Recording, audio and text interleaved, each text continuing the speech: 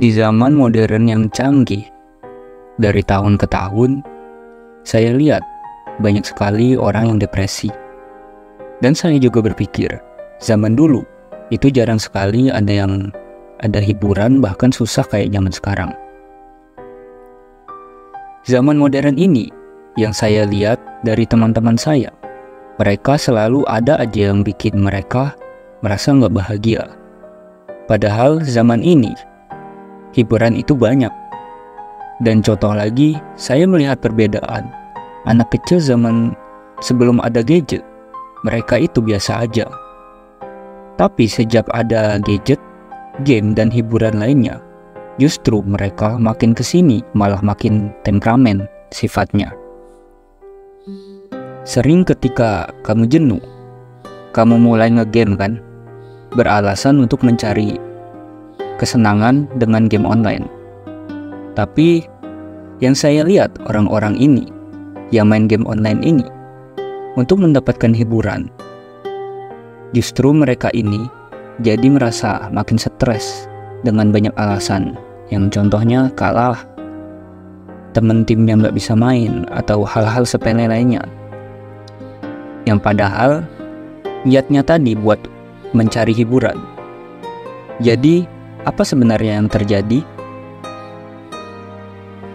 Ada beberapa penyebab dari depresi. Yang dapat kita simpulkan adalah kesepian atau saat kerja dan kamu nggak punya kuasa atas waktumu, dalam artian kerja, pulang, istirahat, dan kerja lagi. Maka dengan itu, kamu dipastikan bisa mudah terserang depresi. Manusia butuh yang namanya makan, minum, rumah, dan keluarga sebagai kebutuhan fisik.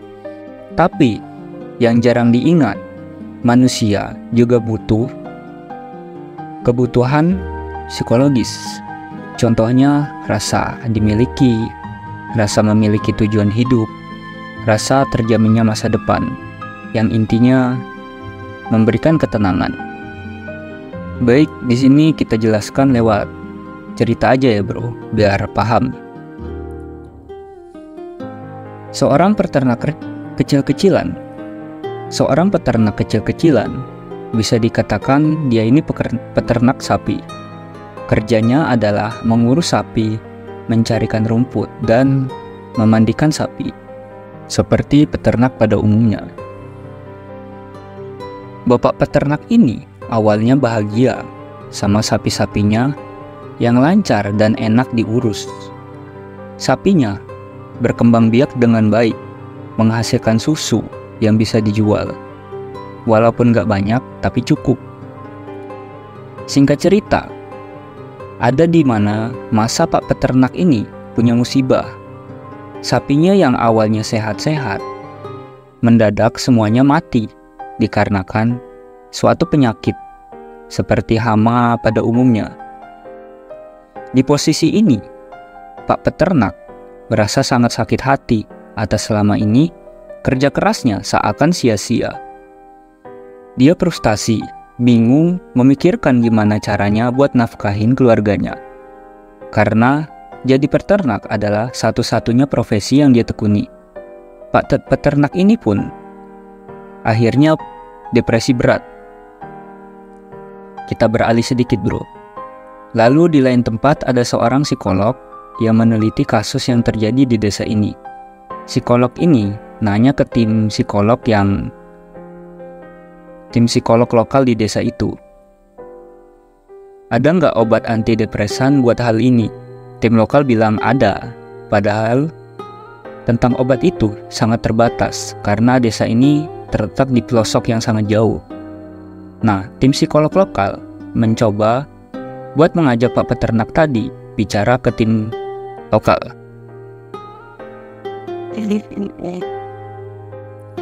Tim lokal dengan seksama dengarin semua curhatan yang dilontarkan oleh Pak Peternak ini sekaligus dengan keluhan-keluhannya. Setelah mendengarkan hal itu, tim lokal ini berpikir dan kemudian menemukan solusi. Gimana kalau Pak Peternak ini dikasih kerjaan yang baru? Psikolog peneliti nurut aja, tapi ini jauh dari ekspektasi dia. Tim lokal coba untuk mengajak si peternak itu berbicara lagi dengan dialog kurang lebih seperti ini. Pak, kami punya solusi. Gimana kalau Bapak alih profesi aja, jadi penyedia bibit tanaman. Untungnya juga lumayan besar, Pak. Dan nanti masalah biaya dan pelatihan kami bisa bantu Bapak kok. Akhirnya peternak itu mencoba untuk ikut pelatihan yang disarankan oleh tim lokal. Yang selama pelatihan, peternak itu juga dijanjikan dengan gaji yang cukup buat nafkahin keluarganya. Jadi dia nggak terlalu kepikiran lagi tentang nafkah. Selesai pelatihan, peternak dipercaya untuk menjaga bibit tanaman hasil karyanya tadi. Setelah itu, Pak peternak itu udah nggak pusing lagi dan nangis-nangis lagi. Nah, setelah itu tim lokal bilang itulah obat antidepresan kami. Dari cerita itu dapat kita tarik, ketika kamu depresi, bukan berarti kamu itu gila. Itu hanya karena ada kebutuhan yang belum bisa kamu penuhi. Nah, kalau orang biasa di kasus itu pasti bakal bilang, yang sabar ya Pak, yang kuat, ini ujian, atau segala macam itu. Nah, kenapa tim lokal nggak seperti orang biasa? Karena mereka tahu yang sebenarnya dibutuhin pengidap depresi adalah solusi yang nyata, bukan obat penenang atau sebagainya. Obat-obatan memang membantu menangani depresi, tapi untuk menyembuhkan depresi dibutuhkan lebih dari sekedar obat penenang. Sampai situ ngerti kan bro? Jadi di zamannya modern ini, aku mendapatkan beberapa penelitian yang mensurvei tentang pertanyaan, apakah kamu merasa nggak dekat sama orang sekitarmu dan teman-temanmu atau orang tersayangmu? Dan mengejutkannya lagi, 90% responden jawab iya. Yang artinya, kesepian di zaman modern adalah masalah yang serius dan umum. Ngeri ya? Padahal, kalau kita tarik lagi dari zaman dahulu, zaman nenek moyang kita. Zaman sejarah manusia masih berburu, manusia itu hidup berkelompok dan berhasil jadi puncak rantai makanan ketimbang makhluk hidup lain dengan cara kerjasama. Yang kita ketahui pada zaman berburu dahulu, itu lawannya adalah yang larinya cepat, binatang buas, segala macam yang mengerikan. Tapi hebatnya, dengan kerjasama, manusia-manusia purba atau nenek moyang kita ini berhasil mengatasi itu semua dan berhasil survive. Kalau dilihat-lihat, kerjasama adalah kekuatan bagi umat manusia. Yang sayangnya sekarang, kita udah nggak nerapin kerjasama seperti leluhur kita dahulu. Dan cenderung kita ini terpecah belah. Jadinya mulai mencari kebahagiaan lewat cara yang salah. Kita berpikir bahwa bahagia itu adalah uang, bahagia itu adalah minum-minuman atau makan makanan. Dan kita mengira bahagia itu adalah terkenal. Padahal sejatinya itu enggak. Pada saat kamu mati nanti, yang akan kamu pikirkan bukan tentang mobilmu, bisnismu, followermu, atau yang lain-lain tentang harta. Tapi yang akan kamu pikirkan saat mati adalah tentang momen-momen yang kamu dapat dari hidup ini. Bisa disebut juga dengan momen saat kamu bersosialisasi.